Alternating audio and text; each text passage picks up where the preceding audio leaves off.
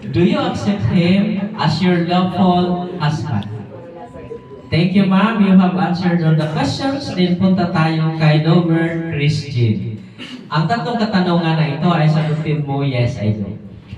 Lover Christian, do you take Rose Ann her present to be your lawful wife? Do you give yourself to her as his husband? Do you accept her as your lawful wife? Okay, thank you. They are safe today. Nasagot nila lahat na yes, I do.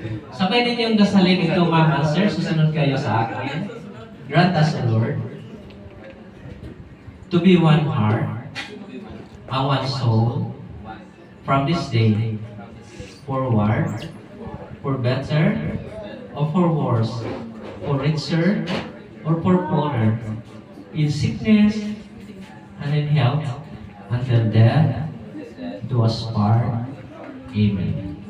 Thank you, Mama Sir. Pakilagay muna sa bulaklak. Susunod tayo sa ring ceremony. Nasaan I'm requesting the ring bearer to please bring the ring here. At saka yung susunod na lang din yung ari. Ang ari bearer, pakilagay na lang din dito. Okay? For the information of each and everyone, ang ring na gagamitin ng mag-asawa, kagaya ng ring ko sa pagka